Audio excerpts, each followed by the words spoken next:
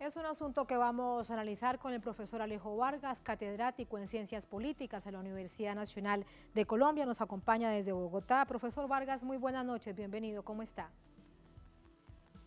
Muy buenas noches, muchas gracias por la invitación a Telesur. Muchísimas gracias a usted.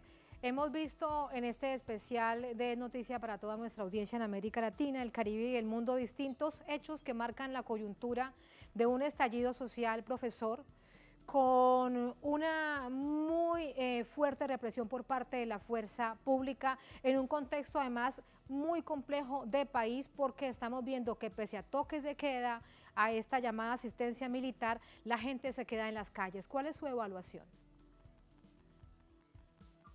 Bueno, yo creo que hay que señalar elementos de contexto como bien se mencionó en la nota introductoria. Yo creo que primero Colombia tiene una historia larga de relación entre violencia y política. Nuestra historia desde la posindependencia ha estado muy ligada al uso de la violencia por distintas razones y en distintos periodos de la historia. Y eso es un elemento que marca mucho nuestra vida política, especialmente en territorios, en regiones.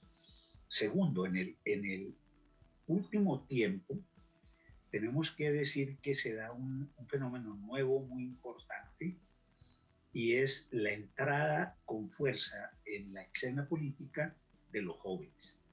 Esto probablemente lo marca en este último periodo las protestas estudiantiles de 2018, donde los jóvenes universitarios van a plantear una serie de manifestaciones contra las políticas del gobierno del presidente Duque y van a lograr algunos beneficios que por supuesto solo parcialmente se cumplen. Luego en el 2019 y en paralelo con las protestas que se daban en otros contextos como el caso chileno, en la región, pero también en Líbano y en otros contextos, se empiezan a dar una serie de movilizaciones sociales donde de nuevo, ante una convocatoria como la actual, por el Comité de Paro de las 4 centrales sindicales, la realidad es que van a ser los jóvenes fundamentalmente los grandes protagonistas de la movilización, a tal punto que el Comité Nacional de Paro va a tener que ampliarse para incorporar voces representativas de estos sectores jóvenes. Ahora, todo eso desafortunadamente queda congelado con el inicio de la pandemia el año pasado. Entonces, de alguna manera, podemos decir que tuvimos un año de congelación de una protesta que estaba llegando en el 21 de noviembre, el 21N, como lo llamamos acá, probablemente había sido un momento de máxima movilización. Sin embargo, luego vienen las festividades de fin de año y empezamos el año prácticamente con la pandemia.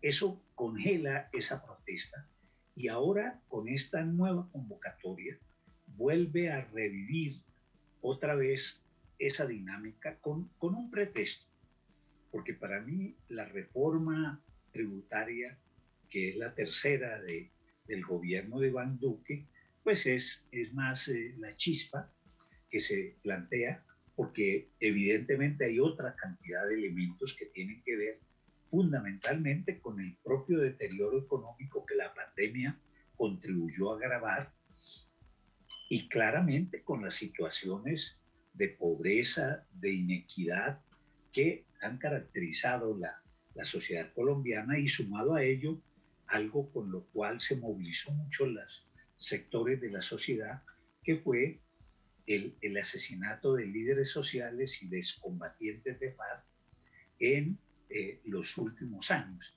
Entonces, esos elementos Permítame, estaban aquí le ahí. pregunto algo, profesor Vargas.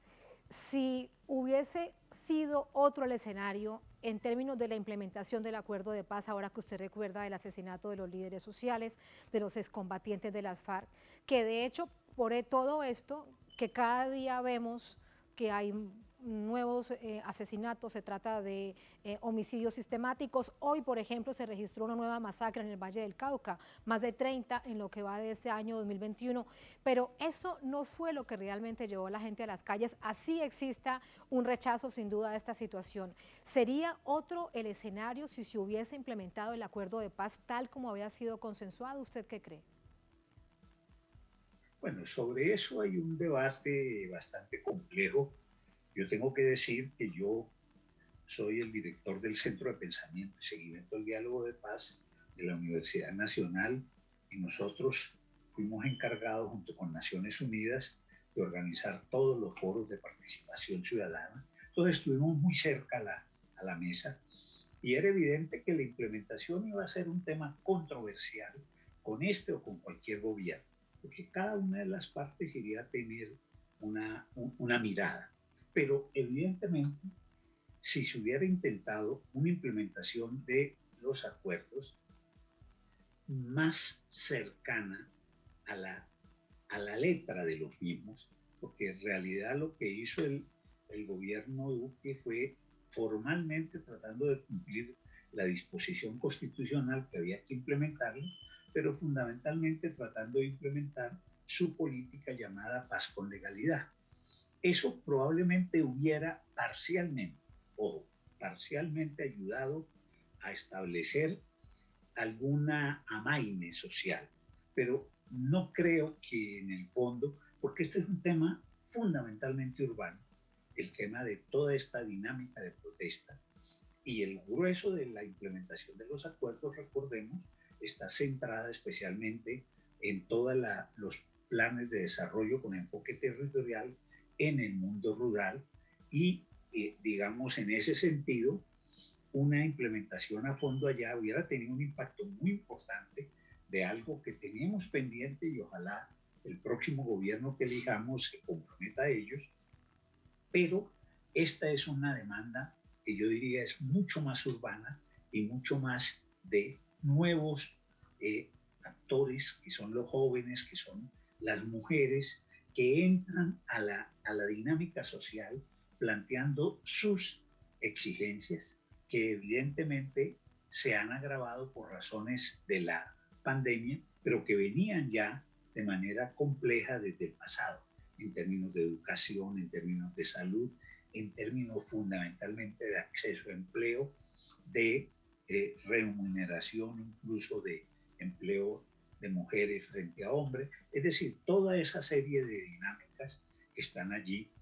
Y eso me parece que igual hubiera hecho que esos sectores urbanos hubieran estado, puede que con un poco menos de intensidad en esta demanda de respuestas. Sí, se habrían mantenido en las calles.